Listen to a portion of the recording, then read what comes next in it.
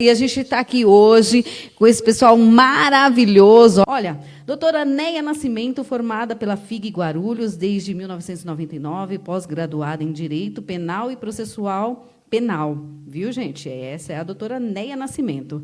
Também teremos aqui a doutora Rose Ramires, advogada especialista em Direito Civil, pós-graduada Direito Imobiliarista, pós-graduada também em Direito Notorial da Escola Superior de Advocacia e membro da Comissão de Apoio à Segurança Pública da OAB de Guarulhos. E, com certeza, também Gorete Torres, ela que é representante das Mulheres Guerreiras de Guarulhos, e está aqui com a gente. Então, e eu, Tatiane Marques, jornalista aqui da Guarufama TV, e é sempre um prazer enorme estar junto com vocês. Boa noite. Olha, aí sim. Então, estamos aí com a doutora Rose, com a doutora Neia, com a Gorete Torres. Aqui quem está falando é Edinalva. Eu sou daqui de João Pessoa, Paraíba. E gostaria de saber como devo fazer sobre a pensão alimentícia. Tem 3 meses que eu não recebo devido a essa pandemia. E se vocês puderem me ajudar, eu agradeço. Não só eu, como todas as mães solteiras que recebem pensão devem estar com essa dúvida. Obrigada. Temos 2 situações. A situação da sentença que determina os alimentos e a situação daquele compromisso extrajudicial formal, aquele pacto de boca que as pessoas dizem. Quanto a esse, a gente não tem recurso jurídico para estar cobrando, para estar executando. Então, nós nos focamos aqui, que eu acredito que seja esse o caso da nossa colega de João Pessoa, que é uma sentença que determina os alimentos. Essa sentença ou é percentual sobre o salário da pessoa, ou é percentual sobre o salário mínimo. Nessa situação em que a flexibilização das regras trabalhistas permitiu a redução dos salários, é um efeito cascata. Então, aquela criança que tem do pai ou da mãe uma pensão em percentual, vai ser afetada no percentual da pensão que ela vai receber. Então, se ela recebe 100, por exemplo, e o salário é de 100, e ele foi baixado para 70 ou 50, que é possível pela nova flexibilização, a criança também vai ser afetada em sua pensão. O pai não pode, ou a mãe que paga a pensão, não pode simplesmente dizer assim, olha, eu não vou pagar porque eu não recebo mais salário porque eu estou desempregado. Porque, para isso, precisaria de uma ação revisional e teria que se buscar o judiciário. E juiz nenhum vai deferir a isenção dessa pensão, porque a pessoa tem que se alimentar, ela vai continuar jantando, ela vai continuar almoçando, ela vai continuar morando. Então, tem que ter um bom senso, tem que ter um acordo para que a criança possa fazer isso também. E o que se tem hoje? Quando você tem uma redução de salário, você tem um adicional que é fornecido pelo governo através da Caixa Econômica Federal e também tem um benefício assistencial, do qual se pode e deve ser tirado os alimentos. Agora, se a parte não comparecer, não cumprir esse compromisso, tem que ser pela via judicial a execução. E as sanções continuam existindo. Tem prisão, tem penhora de bens, inclusive até penhora de FGTS, PIS e do benefício assistencial, como eu disse há pouco. Existem algumas questões aí sobre como está sendo feita essa prisão, mas ela ainda existe e a obrigação existe. Então, o caminho é jurídico, tem que procurar a assistência e judicializar a questão. Eu pergunto, o que realmente é crime ou não é crime em época de Covid?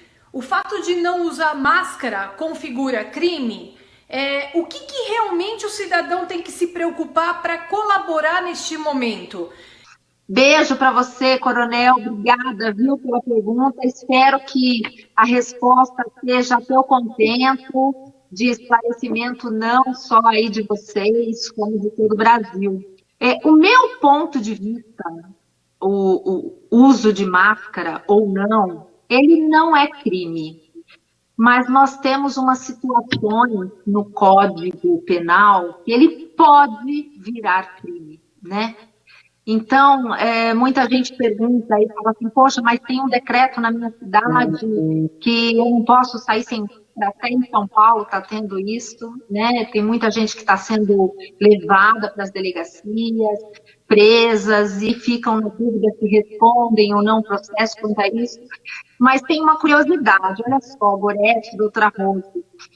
O Código Penal ele diz o seguinte, no artigo 267, que eu vou ler aqui para muitos que não conhecem ter uma noção. Causar epidemia mediante a propagação de germes patogênicos, pena de reclusão de 10 a 15 anos. Aí nós temos o artigo 2, de assustar, né? Aí nós temos o artigo 268 do Código Penal, que diz o seguinte: infringir determinação do poder público destinado a impedir introdução à propagação de doença contagiosa, detenção de 1 mês a 1 ano e multa.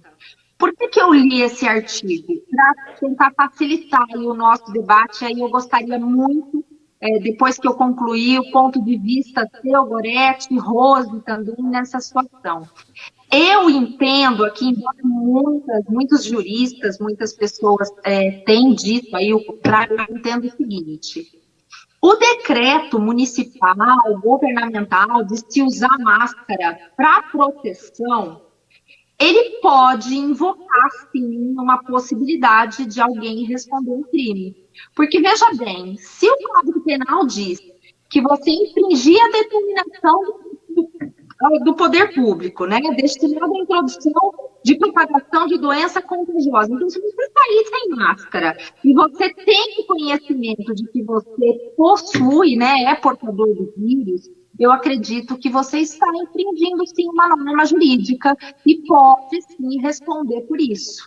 Né? A pena nesse sentido é pequena, é óbvio que muita autoridade policial, judicial vai flexibilizar cada caso, mas eu entendo que o cidadão ele tem que colaborar com a situação da proteção do outro e da sua proteção. E pode sim, viu, Coronel Nicolucci, pode sim essa situação do não uso de máscara se tornar um crime e se responder.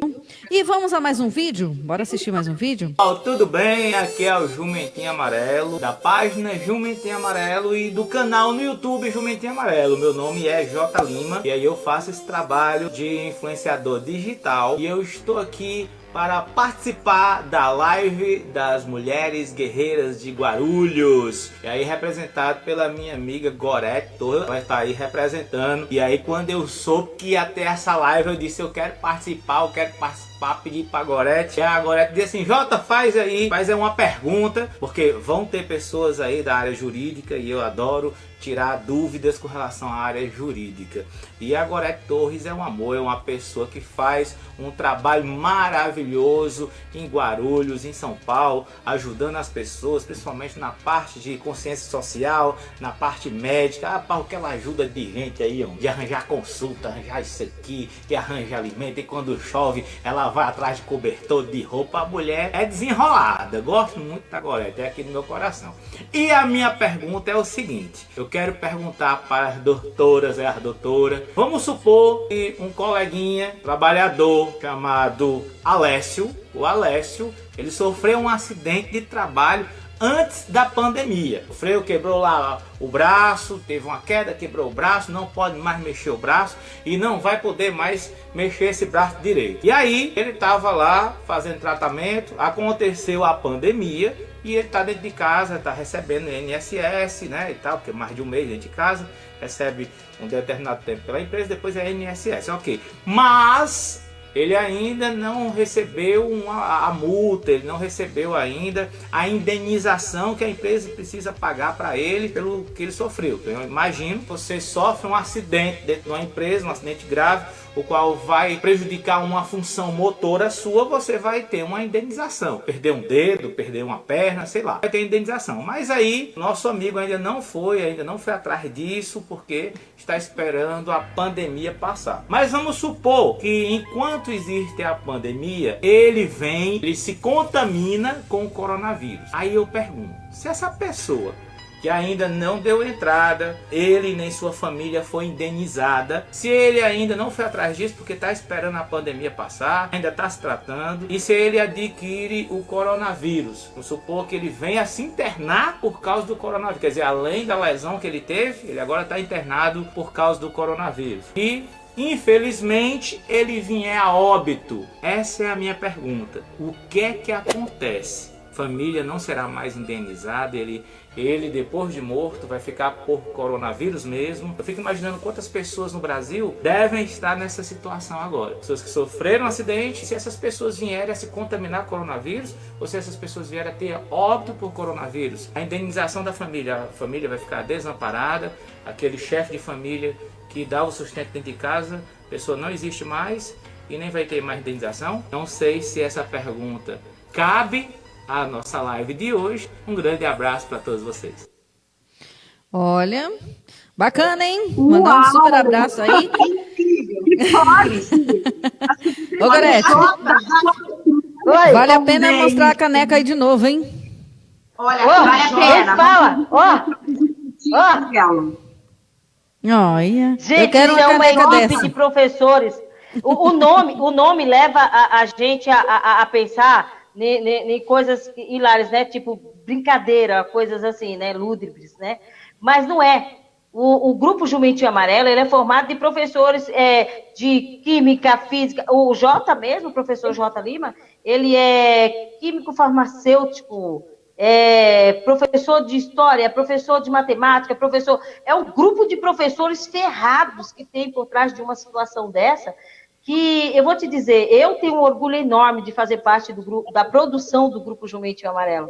Eu acompanho desde quando era 2.000 pessoas acompanhando, e hoje eles já estão passando de 200 mil seguidores. O Jumentinho Amarelo já é um fenômeno. E o Jota é um espetáculo à parte, né? O professor Jota é um espetáculo à parte, porque ele trata das coisas sérias de uma forma bem peculiar. E a pergunta dele, inteligentíssima, passada de uma forma assim tão irreverente, mas é um assunto muito sério. E eu respondo, doutora, a senhora responde? Quer que eu responda? E a senhora complementa? Pode ser? Fica à vontade. Fica à vontade. Então, vamos lá. É assim, gente.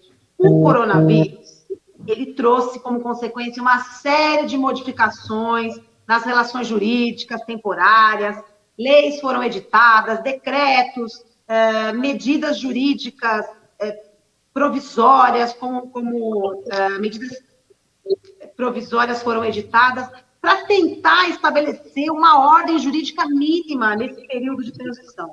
Entretanto, coronavírus, crise, doença, pandemia, isolamento, não retirou direito de ninguém. Todos os direitos da pessoa, inclusive esses de indenização, trabalhistas, de contratos, eles, no máximo, foram adiados, postergados.